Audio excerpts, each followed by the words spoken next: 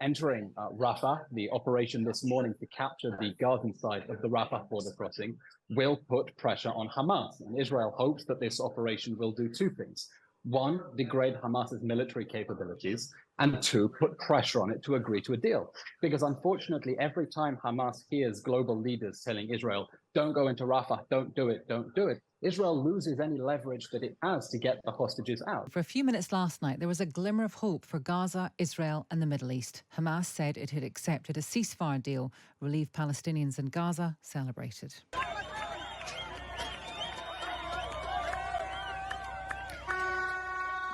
Only minutes later, though, Israel said Hamas had agreed to a deal that they didn't recognise. The attacks have continued overnight, and this morning Israel says it has taken control of the Gaza side of the Rafah crossing, a key route for humanitarian aid. And let's get an Israeli perspective on this. Until a couple of months ago, Eylon Levy was the spokesman for the Israeli Prime Minister. He was sacked from that role, but we can speak to him now. Good morning to you. Good morning.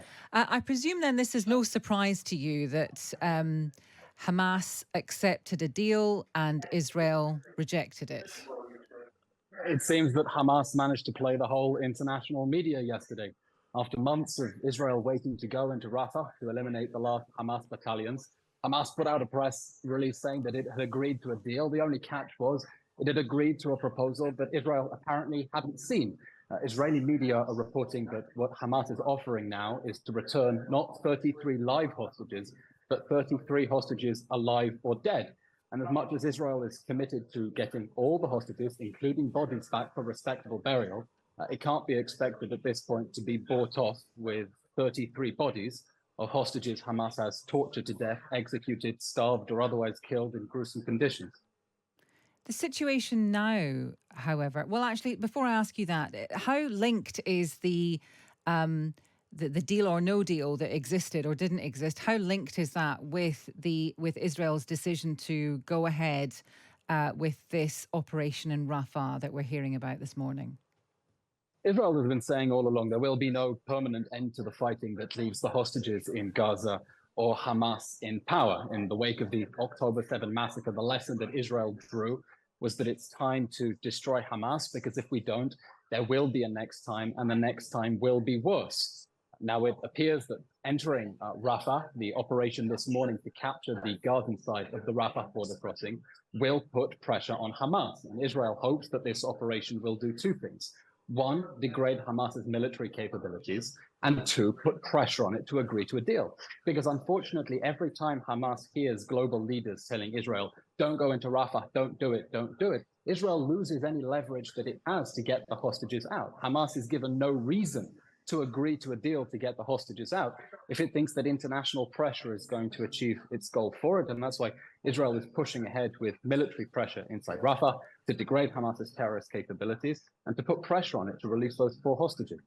There is pressure, though. I mean, as you said yourself, not to do with this deal, but you know, for weeks now, many members of the international community have urged caution, including the United Kingdom, about pursuing an operation in Rafah.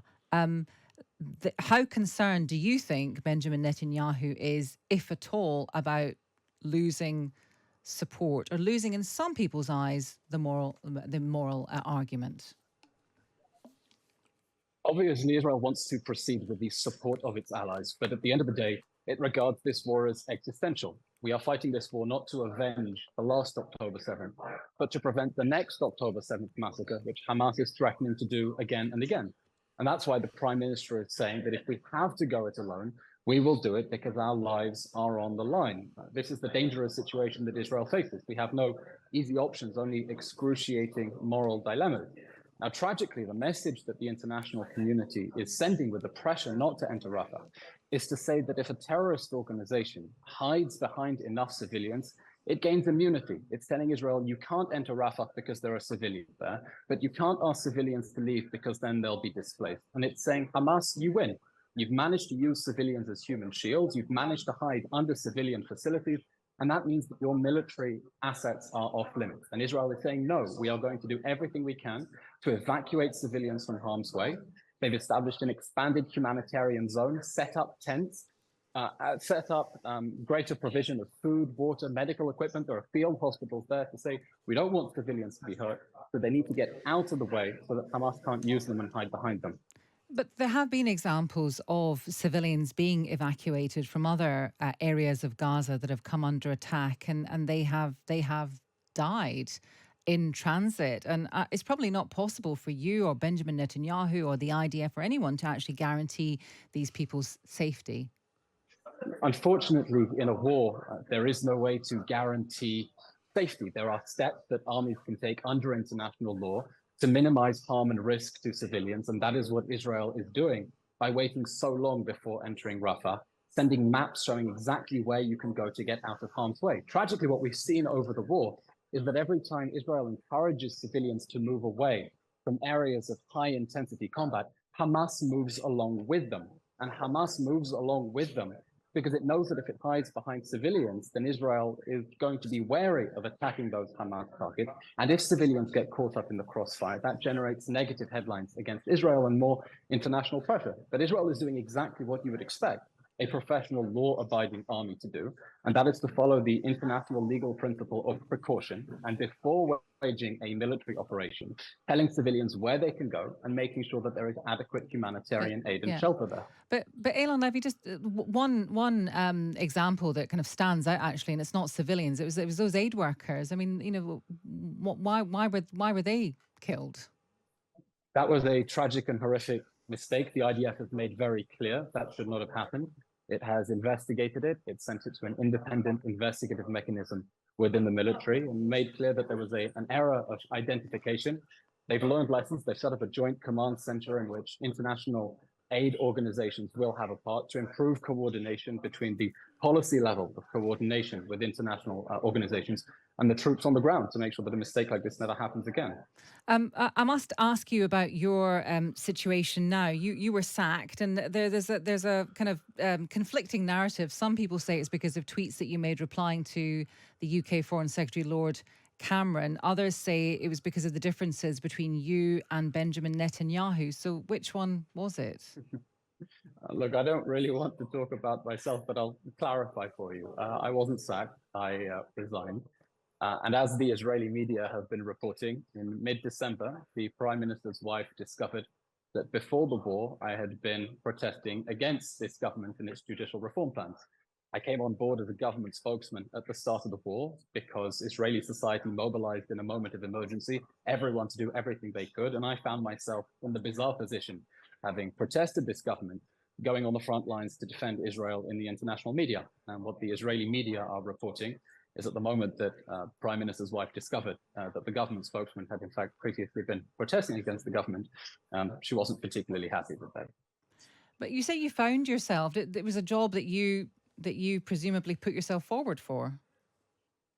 In the early days of the war, after the October 7th massacre, Israel was caught with its pants down, and Israeli society was scrambling to fill the vacuum where the state didn't exist and had failed. And I was a private citizen on the 7th of October, and in the most bizarre circumstances, found myself putting on a suit and tie and being recruited as a government spokesman, because that was what was happening in Israel. It was all hands on deck. Civilians were doing everything they could to help the war effort. Some people were distributing food parcels to soldiers, others went into reserves, and I found myself as a government spokesperson. So just to clarify, did you not want to do that? As soon as the war began, it was obvious to me that with the onslaught of lies and misinformation we were going to see about Israel coming from the direction of Hamas and other international organizations, Israel was going to need all the help that it could get. And that's why, as part of the extraordinary civilian mobilization in Israel, where everyone was chipping in whatever personal help they could do, I decided that I would put my experience in the media to work by coming on board as a government spokesperson. And put that's what I did for the first half year of the war. And just to put my politics aside. And to put and you put your politics aside. Okay, how do you feel now about Benjamin Netanyahu and how he is conducting things?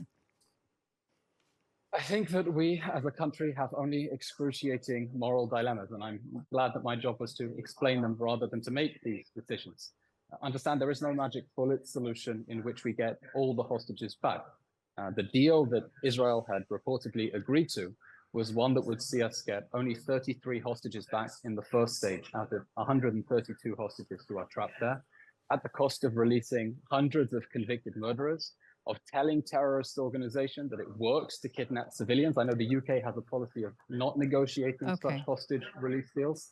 But Israel has only impossible decisions at the moment, at this crunch time, between destroying Hamas so it can never do another October 7th and getting those poor hostages out there because time has run out for far too many of them. Okay, Alon Levy, thank you for talking to us. Alon Levy was the spokesman for the Israeli Prime Minister. So interesting, a bit of background there that, all hands on deck, and then Netanyahu's wife realised he was a protester against the government. But it shows you how he's made the point that Israel was just not ready for that attack, and they weren't ready even from a comms point of view and how to deal with it.